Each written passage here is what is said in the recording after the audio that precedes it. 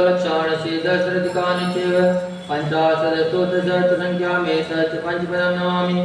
अरिहन्तवासी हस्तं गणदेवन्त्यं समं अणमानिबद्धचित्तो सुज्ञानमव्ययं शिरसा इच्छामन्ते सुभक्तिसालोच्यम् अंगोपायने पौडे परिमासत्परिमाण योग कोपगै चूलिया चेवे सुत्तगे समगाय निचगालम अज्जे में पूजे में वंदामि नमस्यामि दुख को कमको वैला सुगै गमनम समायि मरणम जन गुण संपत्ति हो मध्यम अतः अप्राणिक आचार्य वंदना क्रिया पूर्वाचार्य अनुग्रह सकल कर्म स्यार्थम भाव पूजा वंदना सो समेतम श्री आचार्य भक्ति कायोत्सर्गम करोमि।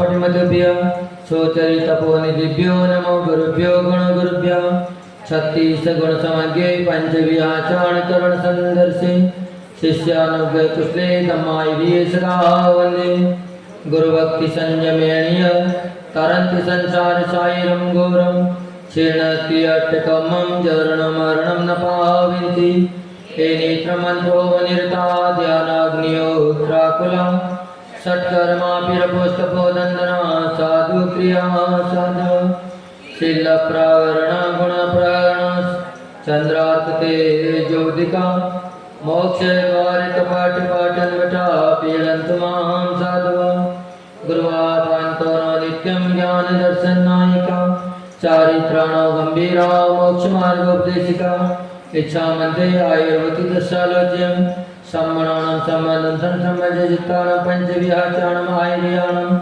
आयारादिसुदणानं वदेशीयाणं वज्जायाणं तीरयं गुणपालनर्याणं सवसाणं स्यनिचकालम् अज्ये में पूजे में वन्दामि नमस्यामि दुःख को कमको वैलव सुगै गमनं समायि मरणं जन्म संपत्ति हो मध्यम श्री आदिसागर आचार्य ब्रह्मचार्य विभूषितं विश्वजमातृकं ज्योतिर्न्यायकं गमिं निमित्तगं बुधे पूज्यं सर्वसंग विदूरितं प्रभावशालिनं धीरं वन्दे त्रयगुणभक्तिक वन्दे श्री महावीर कीर्ति सुकरं विद्यार्थिपारप्रदं काले ध्यापितपोनिविद्गुणगणे कोडं पवित्रं शयं नग्नत्वा गाविंशति परिसरे भग्नानियो योगिरात् पायानमान कुबुद्धकश्चिकोइरात् संसार पातो निधे कल्पांत काल वचना विषया गुरोणा लोकोत्तरातिर्गुणस्तवनं प्रशंसा स्वामिन् नमोस्तु शिरसा मनसा वचोभिः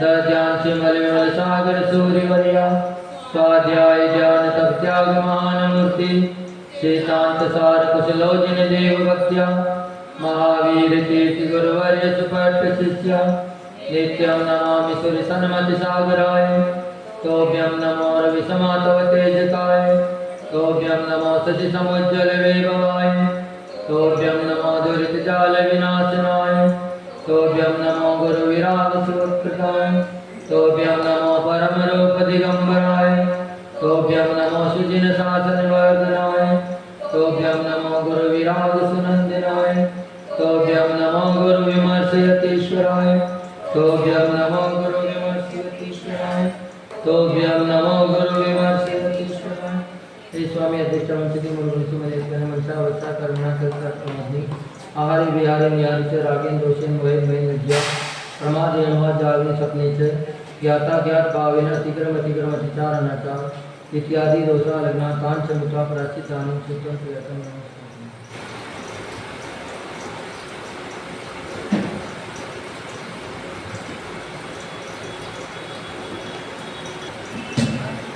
परम पूज्य राष्ट्रयोगी श्रवणाचार्य गुरुदेव विमल सागर जी महामुनिराज की जय। जिनागर पंथ परम पूज्य आचार्य मुकुंद श्री विमल सागर जी महामुनिराज के 109वें जयंती जयंती महामहोत्सव की जय।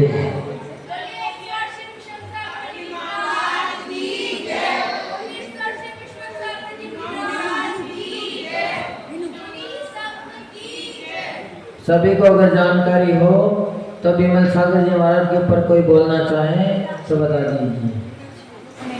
हाँ है, गिनने को तो याद होगी नहीं है किसी को भी।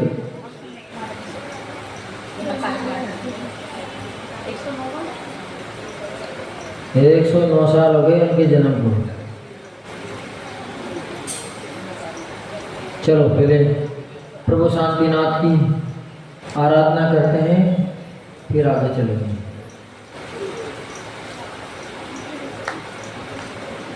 जय हो जय हो जय हो जय हो जय हो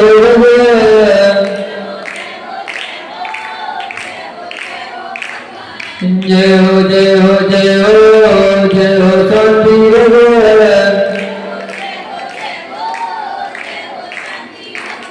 हमें आए हैं द्वार तुम्हारे,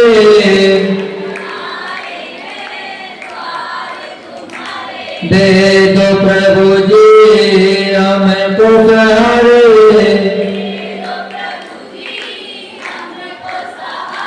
शांतिनाथ भगवन भगवन भगवन,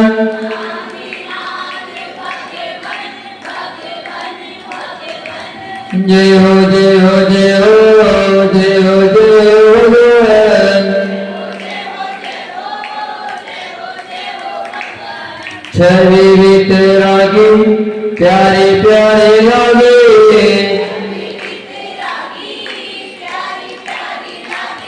दरस जो पाया धन्यवाद जागे,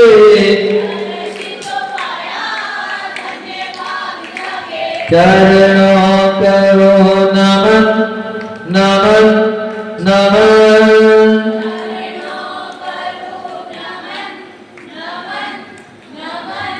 जय हो जय हो जय हो जय हो जय हो भगवान। सर्व के स्वामी शरण में आया,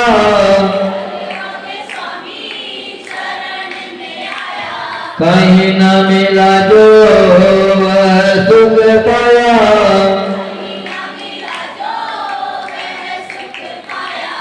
हर्षित हुए नयन नयन नयन,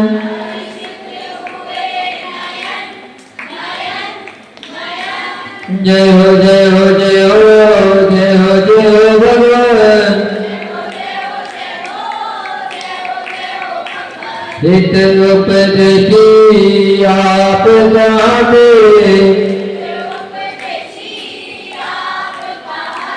हमें गौण जाने भक्त बन जाते,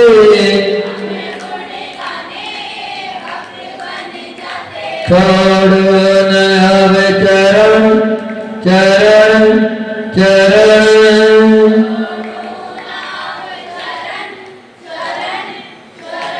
जय हो जय हो जय हो जय हो जय हो भगवान। आहर जी के बाबा कहते, उस्मानपुर के बाबा कहते,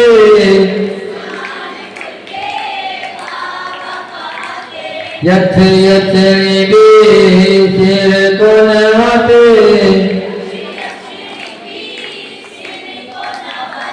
झुकते मुनिगण मुनिगण मुनिगण,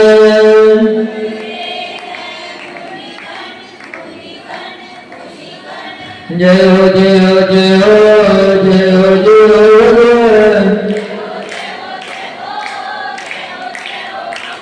दुखिया हो कोई द्वार पे आए,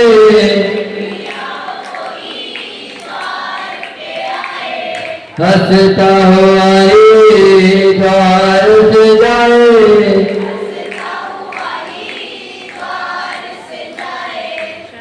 श्रद्धा हो पावन पावन पावन,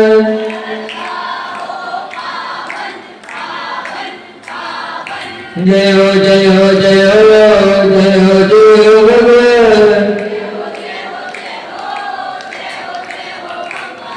जय हो जय हो जय हो जय हो शांति भगवान। जय देवाधिदेव भगवान श्री शांतिनाथ भगवान की जय।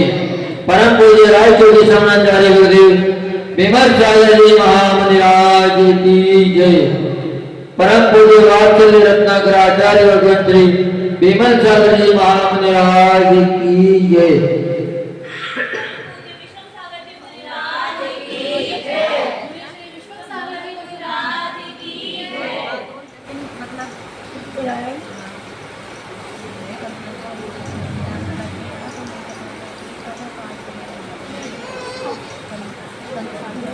कितने कितने उसको अपने हृदय में धारण किया, अपने आत्मा में प्रकट किया। उनकी परीक्षा का समय अब शुरू होगा, क्योंकि अभी तक तो मात्र पेपर चल रहे थे, पर अब उनकी परीक्षा का समय आ गया कि किन्होंने कितने उन धर्मों को अपनी हृदय में अंगीकार किया है। क्योंकि वही क्षमता मैंने पाएगा जिन्होंने उस 10 लक्षण धर्म को अपने अंदर आत्मसात किया होगा। नहीं तो मात्र मनोरंजन 10 दिन तक कर लिया, अब कोई मतलब नहीं है। तो आज आचार्य भगवान विमल सागर जी महाराज जो एक निमित्त ज्ञानी थे, इस पंचम काल में अगर कोई निमित्त ज्ञानी थे तो मात्र एक विमल सागर जी महाराज ही थे, दूसरा कोई नहीं है।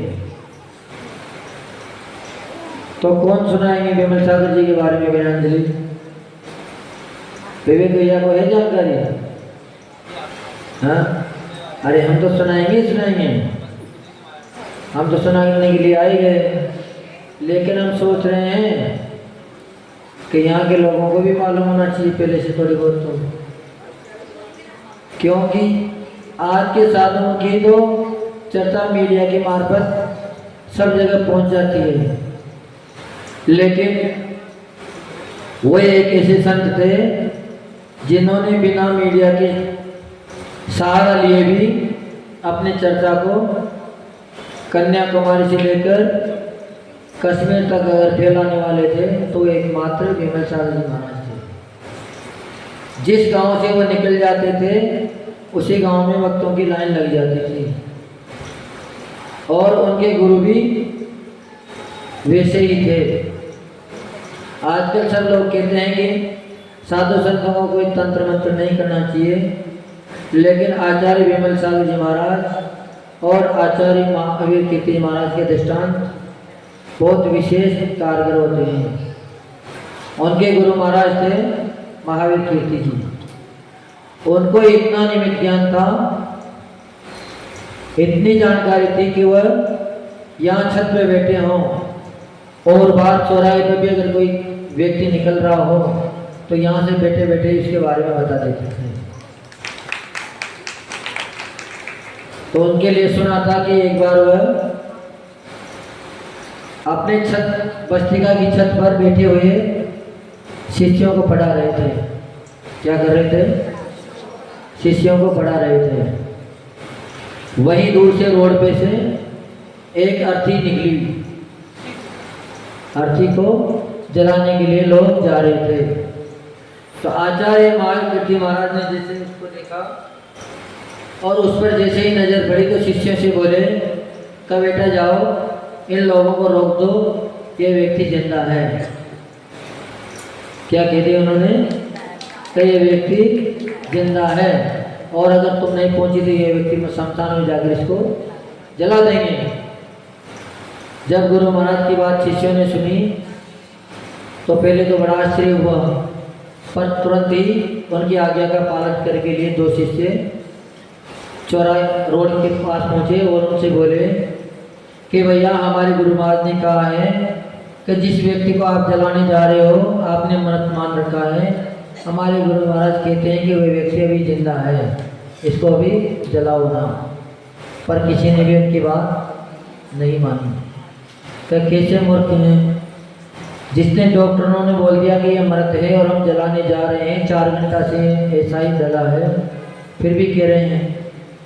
शिष्यों ने आगे गुरु महाराज जी बोली कि वो तो आगे बढ़ गए, उन्होंने कुछ भी बात नहीं सुनी। तो गुरु महाराज पुनः बोले महावीर जी, तो एक बार पुनः जाइए और उनको जबरदस्ती रोक लीजिए। तो दोबारा गए तो उसमें एक ब्राह्मण भी था, वो कुछ जानकार था, विद्वान था। जैसे ही उन लोगों की बात दोबारा उन्होंने सुनी तो उन्होंने तुरंत बोल दिया कि कोई बात नहीं भैया, अपन जलाने तो जा ही रहे हैं, पर जैन संत बहुत ऊंचे ज्ञानी होते हैं, उनका तप साधना बहुत ही बड़ी है। अगर वो कुछ कह रहे हैं तो कुछ बात हो सकती है, तो क्यों ना अपन इस व्यक्ति को गुरु महाराज के पास ले चलें। जलाना ही है, 10 मिनट बाद जला देंगे, शमशान में फर्क तो इतना ही पड़ेगा। यहाँ से उनके पास चलेंगे और वापस आएंगे, इसमें 10-15 मिनट खर्च हो जाएगा। तो सभी लोग तैयार हो गए। जैसे वो उनकी बस्तिका की तरफ मुड़े तो आचार्य महावीर जी छत से नीचे उतर के आ गए। जितने में वो आए इतनी देर में वो भी नीचे पहुंच गए। जैसे आए तो बोले, कभी ये इसकी सब बंधन खोल दीजिए। सब लोगों ने अर्थी नीचे रख दी, उनके बंधन खोल दिए।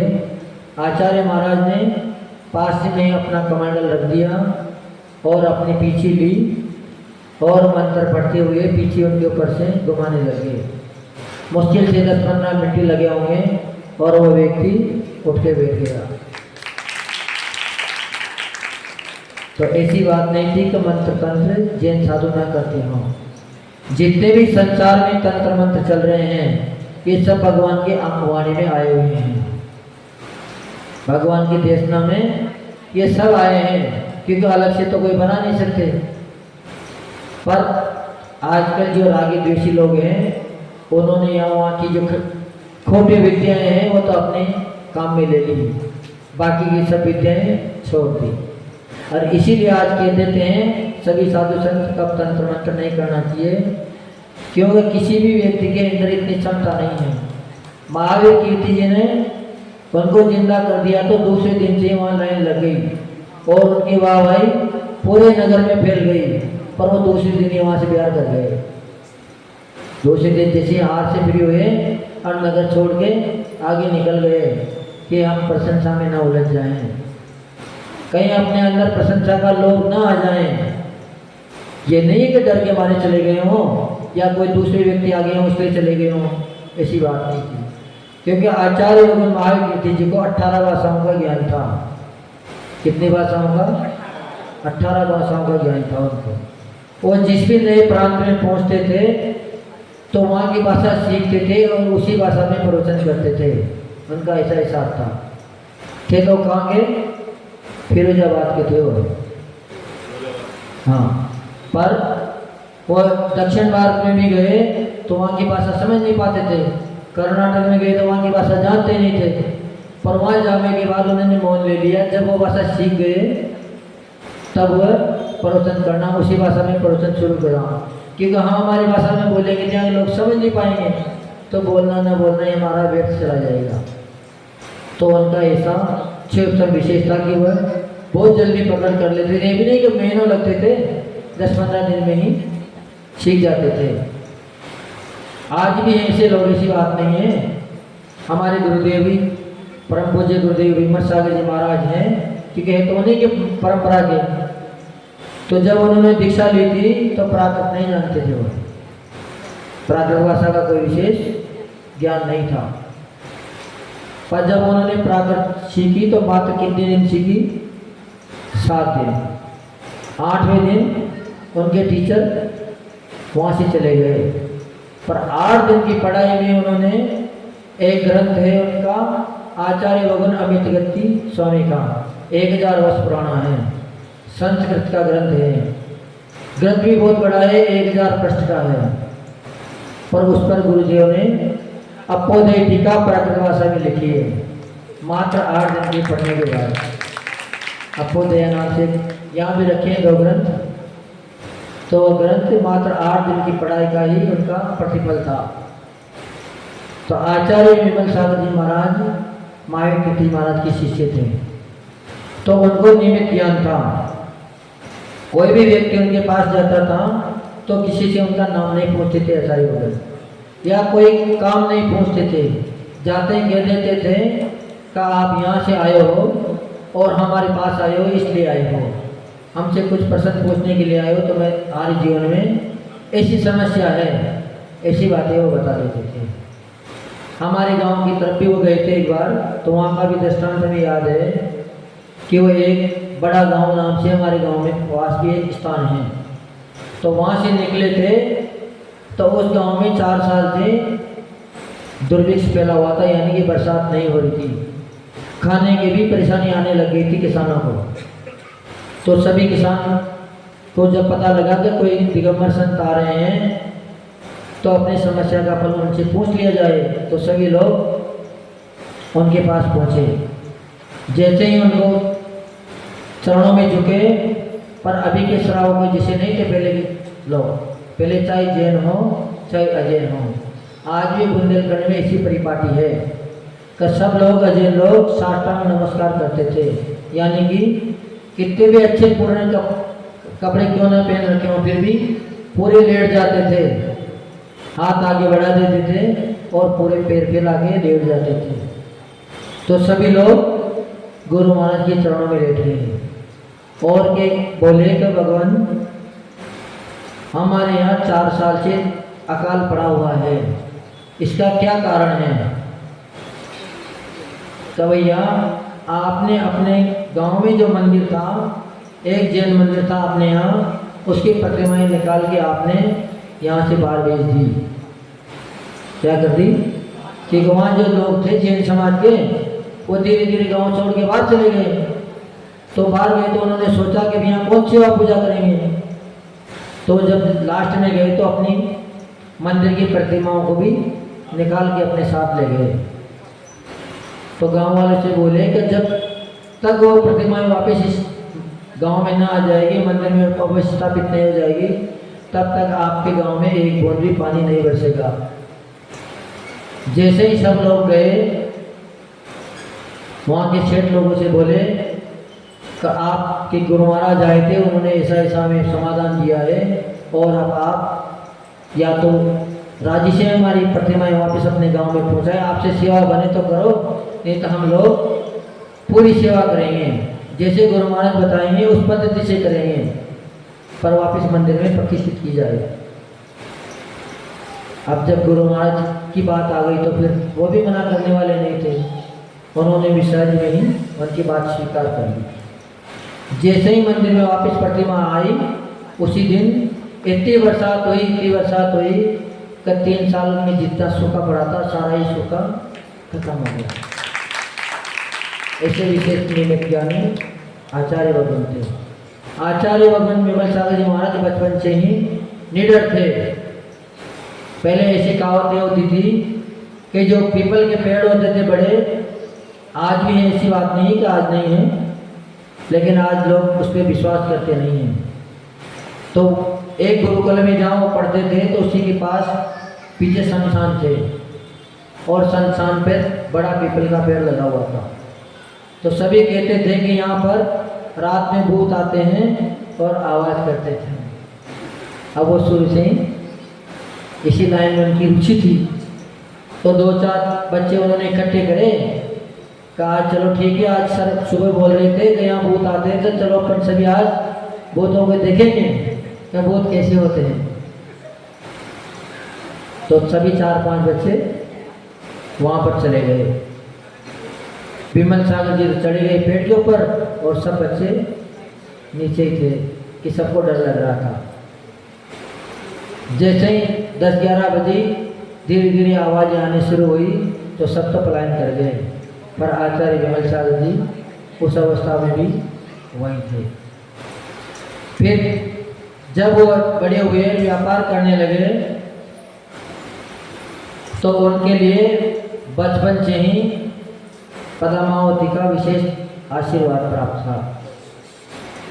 वो एक बार अपने साइकिल के पीछे गठिया बांध के माल बेचने जाते थे। तो जंगल में गए तो जंगल में उनकी साइकिल पंचर हो गई। अब साइकिल आगे कैसे बढ़े, खाली भी नहीं है, वजन भी है, तो मुश्किल से 10 कदम आगे ही चल पाएंगे और सामने एक व्यक्ति पंचर निकालने वाला बैठा हुआ मिला। उन्होंने भी सर्च में, भाई अच्छी बात है, जंगल में कम से कम इतना तो हुआ कि अपन तो साइकिल नहीं खींचनी पड़ रही है, नहीं तो इसी चक्कर में देकर पोटली को सिर पे रखेंगे और साइकिल को हाथ से चलाते हुए ले चलेंगे। पर उस व्यक्ति ने उनकी साइकिल का पंचर सुधारा और विमल सागर जी महाराज आगे बढ़ गए। तो पहले साइकिल के साथ पंप भी साथ रखते थे कि कोई हवा निकल जाए तो किसी का इंतज़ार ना करना पड़े। पर उस मिस्त्री ने साइकिल नीचे डाली थी तो उस समय पंप अलग निकाल दिया था, हवा भरने का जो होता है, तो वहीं भूल गए वो। थोड़े आगे जाने के बाद उनको याद आई कि हमारा तो हवा भरने का तो वहीं रह गया। तो जैसे वापस आए तो पंप तो उनका वहीं रखा था, लेकिन वहाँ कोई न तो झोंपड़ी थी न कोई दुकान थी। तो आचार्य भगवान विमल सागर जी महाराज ऐसे बचपन से ही विशेष ज्ञानी थे, पर सभी लोग उनको दूसरी निगाह से देखते थे। क्यों देखते थे? ऐसी अफवाहें आज भी है। वो इसलिए देखते थे कि दिन भर उनके सामने भीड़ लगी रहती थी, लाइन लगी रहती थी, हजारों कोसों दूर से भी लोग उनके पास अपने समस्याओं का हल करने आते थे। तो दिन भर वह कोई ना कोई किसी को नारियल दे देते थे, तो किसी को फल दे देते, कोई ना कोई वस्तु दे देते थे, किसको घर ले जाना और फला जगह रख देना और इस मंत्र का इतना जाप करना। नमोकार मंत्र के 1-1 लाख की जाप दिया करते थे। वो भी कितने दिन में? 1 महीने के अंदर अंदर पूरी हो जानी चाहिए। ये नहीं है कि वर्षों चले, पर उनका विशेष प्रभाव था। तो एक बार एक व्यक्ति के अंदर शंका आ गई कि दिन भर लोगों को तंत्र मंत्र बताते हैं और पैसे इकट्ठे करते हैं और रात भर उन पैसों को गिनते हैं। फिर क्यों? कि उनके पास रत्नों की, अनेक रत्नों की मालाएं थी। उनका सोने का समय था, वो 9 बजे सो जाते थे। कितने बजे? 9 बजे। और 11 बजे वापस उठ जाते थे, क्योंकि रात में भी सामायिक करने का विधान है। रात के 12 बजे भी साधुओं के लिए सामायिक के लिए बोलिए, दिन में 4 बार सामायिक करी जाए। तो विमल सागर जी महाराज 11 बजे उठ जाते थे, फिर उनकी जाप शुरू होती थी, तो सुबह 7 बजे तक वो जाप में बैठे रहते थे। इसके पहले आसन भी नहीं छोड़ते थे। पर लोग क्या समझते थे? क्योंकि वो जाप हमेशा थाली में करते थे और रत्नों की माला थी, तो जैसे खिसकाते थे तो खन खन की आवाज़ आती थी। तो आवाज़ से सब लोगों को भ्रम था कि रात में ये पैसे गिनते हैं। तो कई लोग उनकी परीक्षा लेने चले जाते थे, देखने के लिए चले जाते थे। पर जब उनकी साधना उनकी नज़र में आते थे तो सभी अपना सिर झुका लेते थे कि ऐसे भी कोई साधु हैं जो मात्र 2 घंटा सोते हैं, दिन भर बिल्कुल सोते नहीं थे। क्योंकि दिन भर तो गरीबों की संभाल लेते थे, उनके समाधान करते थे। रात में 2 घंटा सो के पूरी रात जाप करते थे, यानी कि 200 माला रोज जपते थे वो। जबकि यहाँ मात्र 100 मालाएं जपी है लोगों ने। फिर भी हमारे पास कम से कम 50 लोग तो आए गए। तो महाराज जी इतनी जापें कैसे हो रही है? इतनी जाप तो हो ही नहीं सकती, ये लोग कैसे इतनी जाप कर लेते हैं?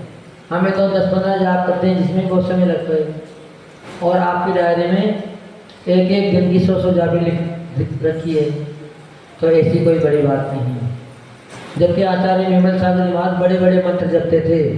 हमने जैसे छोटे मंत्र दिए, ओम ह्रीम आसिया उषा, ऐसी माला नहीं जपते थे। अगर अभ्यास हो जाए तो इस माला में तो मात्र 1.5 मिनट लगता है। कितना? 1.5 मिनट में, अधिकतम 2 मिनट में एक माला हो सकती है। यह तो हमने भी करके देखी है। तो आचार्य विमल सागर जी महाराज ऐसे महान संत थे। हमारे संघ में भी एक महाराज बताते रहते हैं कि हम घर से किसी बात को लेके परेशान हो गए थे, तो हमने सोची कि अपन शिखर जी चलें और शिखर जी में जाके पहाड़ से नीचे कूद जाएंगे, ताकि हमारा झंझट खत्म हो जाएगा और हम समस्या से सुलझ जाएंगे। पर जैसे ही वो विमल सागर जी महाराज के पास पहुँचे तो विमल सागर जी महाराज उनसे बोले कि भैया तुम यहाँ किस लिए आए हो? तुम यहाँ आत्महत्या करने के लिए आए हो, लेकिन ये स्थान आत्महत्या करने का नहीं है। अभी तुम वापस घर चले जाओ, तुम्हारे परिवार में से 3 व्यक्ति दीक्षा लेंगे, उसमें तुम्हारा भी नंबर है। और वाकई में वह साधु आज भी हमारे संग में है, उनकी पत्नी भी आरिका है, वो भी मुनि महाराज हैं, और उनके बेटे भी महाराज जी, तीनों लोग ही हमारे संग में ही हैं अभी। तो विमल सागर जी महाराज की हर बात सत्य निकलती थी। तो ऐसे महान तपस्वी ज्ञानी साधुओं की आज 109वीं जन्म जयंती है। हाँ, उनका नाम संग में विश्वास सागर जी महाराज हैं, उनके बेटा है विजय सागर जी, और आरिका गाँव में नाम याद नहीं। हम 10 साल रह गए, पर हमें आरिकाओं को, ब्रह्मचारियों को एक को भी नाम याद नहीं करा, कि कभी बोलते ही नहीं थे। तो ऐसे महान संत की विनयान्जलि गुणगान हमेशा अपने को करते रहना चाहिए, क्योंकि महापुरुषों के अगर अपन गुण स्तुति करते हैं तो वैसी ही वर्गणाएं अपने अंदर भी आने शुरू हो जाती है। इसलिए हमेशा प्रतिदिन कोई न कोई महापुरुष के जीवन गाथा जरूर गाना चाहिए। अब अपन विमल सागर जी महाराज का ही एक आपको भजन सुना देते हैं, फिर प्रसन्न मंच करेंगे, बाद में आरती करेंगे। और आज लक्की ड्रा के भी फॉर्म निकलेंगे।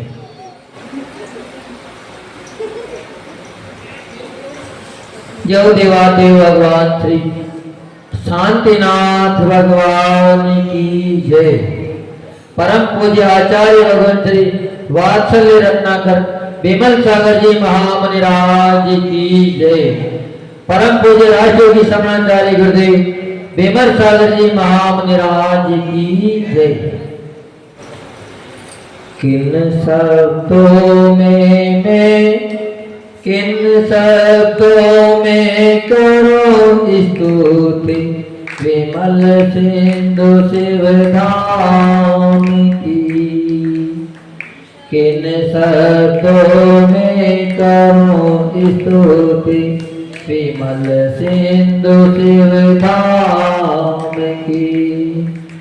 पावन मन और पावन चेतन पावनता के नाम की।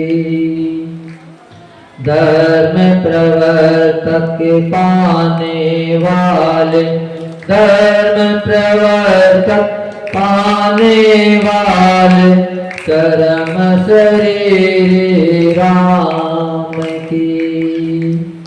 किन शब्दों में करो स्तुति विमल सिंधु शिवधाम की।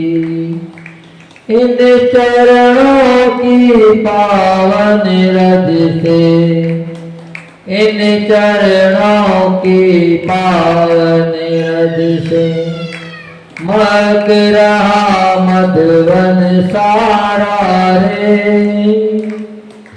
वात्सल्य के गीत सुनाए मधुवन का कण कण सारा रे। निश्चल अविरल सतत तपस्या, निश्चल अविरल सतत तपस्या सरिता से अविराम की। पावन मन और पावन चेतन पावनता के नाम की। किन शब्दों में करो स्तुति विमल सिंधु शिवधाम की। एक अलौकिक ज्योतिर्पुंज तुम पतितों के उद्धारक थे। मंत्र विशारद तीर्थोद्धारक हम सबके तुम तारक थे। वात्सल्य समता की मूरत, वात्सल्य समता की मूरत, निर्विकार निष्काम की। पावन मन और पावन चेतन, पावनता के नाम की। किन शब्दों में करो स्तुति, विमल सिंधु शिवधाम की। शाश्वत गुण का संचय कर सब, शाश्वत गुण का संचय कर सब। क्षणिक सुखों का हवन किया, शाश्वत श्री सम्मेद शिखर पर नाथ समाधि मरण किया। विमल सिंधु के पद में करता अर्चन कर्म विराम की। पावन मन और पावन चेतन, पावनता के नाम की।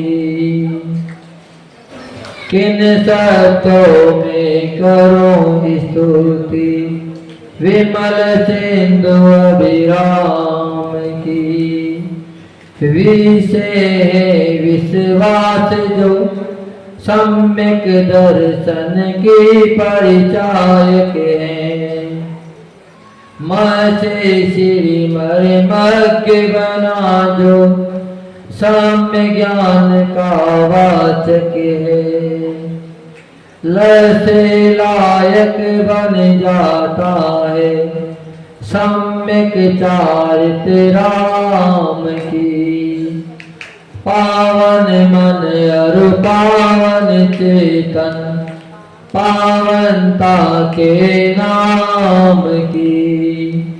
किन शब्दों में करो स्तुति, विमल सिंधु शिवधाम की। जो दिव्य भगवान श्री शांतिनाथ भगवान की जय। आचार्य भगवान वात्सल्य रत्नाकर श्री विमल सागर जी महामुनि राज की जय हो। क्योंकि जो व्यक्ति महान होते हैं वही झुकना सीखते हैं। हमने सुबह प्रवचन में सभी को बताया था कि आज क्षमावाणी कैसे मनाना है, पर शायद कोई व्यक्ति उसको फॉलो कर पाए होंगे। क्योंकि जितना व्यक्ति महान होगा उतने ही व्यक्ति झुकेगा। पर आजकल तो अहंकार में इतने व्यस्त हैं कि अपने जीवन में सब सुख शांति तो चाहते हैं, सब चाहते हैं कि हमारा व्यापार अच्छा चले, हमारे घर में सुख समृद्धि रहे। लेकिन क्षमा याचना की अगर बात आ जाती है तो अपने माँ बाप के सामने, अपने सासू ससुर के सामने भी झुकने में बड़ी शर्म आती है। शर्म ही नहीं, इतनी शर्म आती है कि हम एक अपराधी के घेरे में आ गए। पर जब तक अपन अपराधी के सामने झुकते नहीं हैं तब तक अपना कोई भी प्रायश्चित नहीं होता है। चाहे मंदिर में आप 1 साल का दशलक्षण नहीं, हजारों साल तक दशलक्षण मनाते रहना, फिर भी आपके पापों का नाश होने वाला नहीं है। इसलिए सभी लोग जो समझ रहे हों, सुन रहे हों, वो केवल मात्र मोबाइल से क्षमा न मांगे। जिनके साथ अपनी कहासुनी हो गई है, जिनके साथ भेदभाव बना हुआ है, उससे जाकर निश्चित ही क्षमा मांगें। और कल सभी लोग संदेश पहुंचा देना वैसे, क्योंकि सभी समाज की क्षमा वाणी कल मनाई जाएगी, ऐसे ही हमारे पास संदेश आया था। सही है नहीं है जानकारी? नहीं है जानकारी? तो फिर क्योंकि क्षमा वाणी का वास्तविक दिन कल का है। यदि आप नहीं मानते तो लोगों का मंत्र पढ़ना छोड़ देना। यदि आप मंत्रों को नहीं मानते तो लोगों का मंत्र पढ़ना छोड़ देना, ओम बोलना छोड़ देना, ही बोलना छोड़ देना, यदि आप मंत्रों को नहीं मानते। और इसका जो अलग जगाया पूरे संसार में, पूरे विश्व में, ऐसे थे हमारे दादा गुरु सागर जी महाराज। कहने को शब्द शायद कम पड़ जाए, ये सभा छोटी पड़ जाए। आज कहते हैं कि बड़े बड़े साधु हैं और बड़े बड़े लोगों की, ऐसा मैं भी सुनता हूं और शायद आप लोगों ने भी कहीं ना कहीं सुना है। साधु हैं बड़े बड़े लोगों के और बड़े बड़े, पर वो दादा विमल सागर महाराज ऐसे थे जिनको विमल सागर महाराज नहीं बोलते थे। यदि हाँ बुजुर्ग फिरोजाबाद के बैठे हुए हैं कुछ, वो जानते होंगे कि उनको विमल बाबा के नाम से जाना जाता था। किसके नाम से? विमल बाबा। उन्हें विमल सागर तो ज्ञानी लोग बोलते थे, तो उनको बोलते थे विमल बाबा। और कितनों को उनने तारा है, कितनों को उनने तारा है। यदि आपको उनकी एनर्जी शक्ति आज भी एनालाइज करनी है तो सब में से होके आ जाना, गारंटी है। दिलवाणी भारती तोड़ जपो दिन रे, जो तेरी शरण आ गए सो पावे सच्चे। देव भजो अरिहंत को गुरु सेवा निर्ग्रंथ, दया धर्म पालो सदा यही मोक्ष का मन। पढ़ेंगे सभी लोग।